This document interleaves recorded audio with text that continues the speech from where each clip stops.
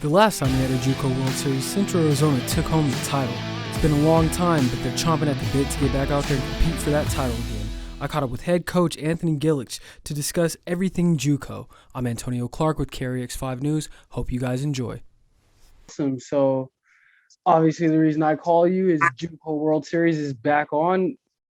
What's your instant reaction to that news? Well, I think it's great. Obviously, I mean, it's what a cool experience. We've been there a couple times. One of the best sports tournaments in the country at any level. I mean, it's so well run.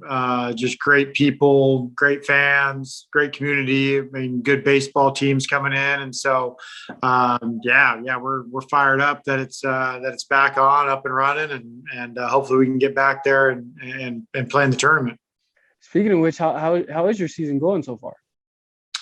Doing pretty good. We're off to a good start. 22-0 at the moment.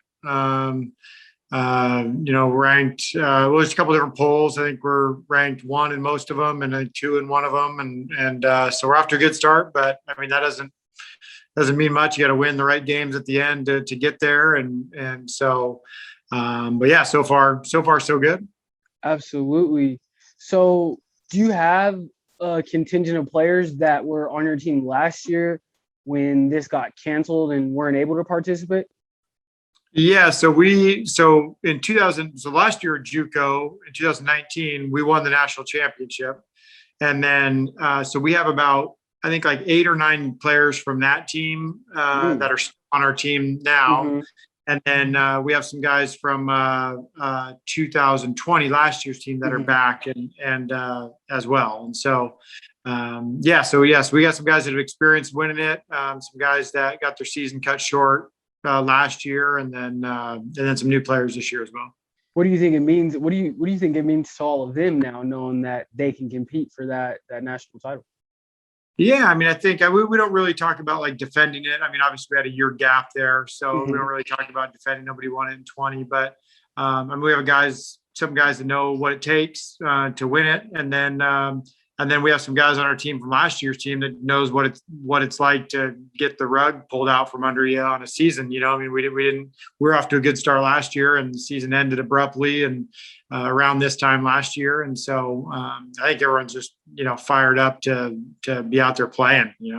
Do you think this year, compared to other years where you're not coming off a pandemic shortened season, like, do you think that adds a level of hunger to your team? Yeah. I think all the guys are more appreciative, because they got taken away from them. So the guys were just jacked, to be out there. They're fired up, and to be honest, I think as from a coaching perspective, I think we get more out of the guys. I think the guys are a little more focused and, like you said, hungry. They're just excited to be out there and know that it can be taken away from them and at any moment. Yeah, so they're even just in our practices and whatnot, those kind of things. They're just excited, man. They're out there playing. Got taken away for a long time. They're excited. That's awesome. What do you think JUCO means to the city of Grand Junction? Well, I think it's a huge thing. I think if I'm right, I think it's like the second biggest money maker. I think it was like a concert or something that's number 1, I think, and then I think it's 2. And I mean, it's such a special thing just because like I said, we've been there a couple times, and it's just I don't know, the way the city rallies around different teams and kind of brings everybody together. And you hear, families that have sat in the same seats for 20 years or, those kind of things. And it's, for us from a team perspective, it's pretty cool. I mean, we're celebrities for a week, right? And so all the kids want the players' autographs and those kind of things. And it's just the whole experience is great. And so I couldn't be happier that it's back, and I'm glad it's staying in Grand Junction. I know those guys. I know like Jamie Hamilton really well, who runs it, and everybody that puts in all the work. And so it's definitely first class, no doubt. Do you think that the JUCO World Series is unique to other major college sporting events, and if so, in what ways?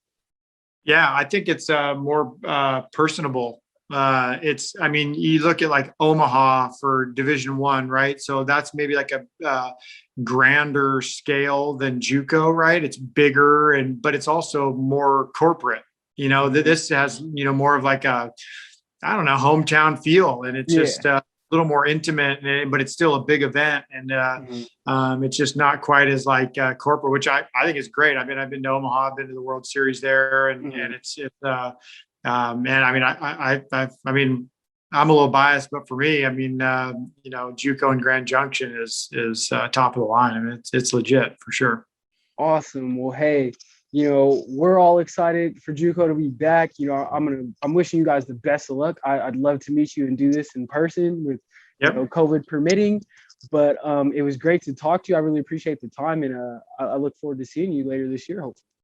Yeah, I appreciate it. If you guys post something or anything like that, let me know. Send me a link, and we'll put it on our social media or something like that. That'd be great. Absolutely. Hey, you have a great day. I appreciate it. Thank you. All right. Bye-bye.